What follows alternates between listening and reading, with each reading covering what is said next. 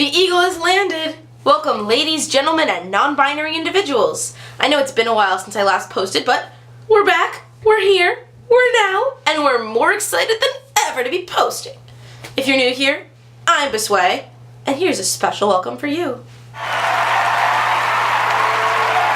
And if you're not, then welcome back anyways, and thanks for sticking around. So, Andros's prompt this round is, and I quote, "If you could change one thing about the world starting tomorrow, what would that be?"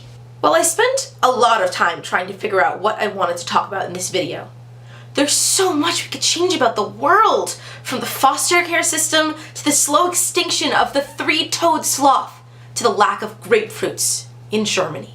Speaking of, did you know they don't even have a word for grapefruit in German? The closest thing they have is Pampelmus, which means pomelo. But after much deliberation, I thought I'd use this opportunity to talk about a topic near and dear to my heart. Literally. The social and political acceptance of polyamorous relationships.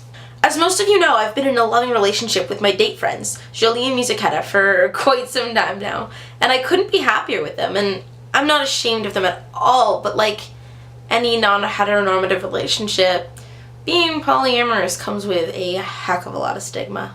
For example, the existence of polyamorous relationships often means that people have to re-examine their own preconceived notions of what a relationship is and that it must be between two people and two people only. We not only face oppression from the general public, but also the queer community as well. In January of this year, Kathy Young, a freelance journalist for Newsday, wrote an article that said, "If monogamy becomes merely one valid option, a preference rather than a norm, it will be much harder for people who want a sexually exclusive marriage to insist on one." And while I completely disagree with this, there isn't an uncommon reaction to the idea of polyamory. As a society, we're resistant to change, and especially change in favor of minorities. We're threatened by the things that we don't understand, and in order to change this, we have to educate people. So we'll start with what polyamory is. Polyamory is the act of having a deep emotional connection with more than one person. Polyamory is non-exclusive. All genders, sexualities, and romantic orientations may be part of a poly relationship. And it's important to note that not every person sees being poly as part of their romantic or sexual identity. Each polyamorous relationship looks different, though one thing tends to remain the same. Polyamory is inherently based on the full disclosure and ethical considerations of all parties involved, meaning that all partners involved must be aware of each other's existence and must consent to being involved in a poly relationship. Polyamory can encompass a vast array of other relationship structures, including asexual and aromantic relationships and marriages. Polyamory is not possessive and prioritizes the personal agency of everyone involved. Trust and communication are the basis of any healthy relationship, and the same applies for polyamory. Now, what polyamory isn't. Polyamory is not cheating, or in the case of married polyamorous relationships, adultery.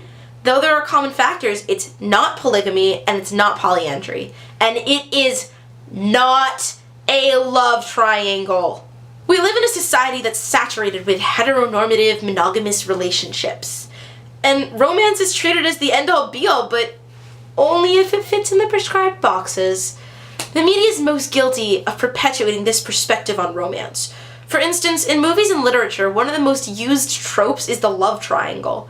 Popular series like The Hunger Games, Twilight, Harry Potter, franchises loved by millions of people, utilize this trope as a way of creating tension, often increasing drama at the character's expense.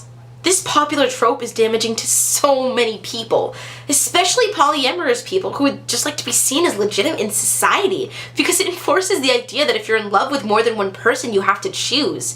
It says that as human beings, you're able to have romantic feelings for more than one person, but if you have those romantic feelings for more than one person, then you must really love one person less than the other, or you wouldn't have gone looking for someone else in the first place.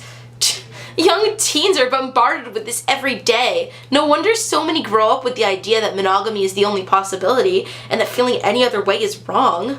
On the bright side though, in the last year and a half, polyamory has gained so much recognition and visibility. Last year, CNN ran an article about several polyamorous families and their experiences, as well as their hardships. In a less widespread instance, the polyamorous relationship and identity has found a growing popularity and understanding in fandom circles. The invention of the OT3 as opposed to the typical OTP, or one true pairing, is something that's gained a lot of ground in many fandoms in the last few years. More and more people are considering the option of an open relationship or poly relationship as a valid and viable option.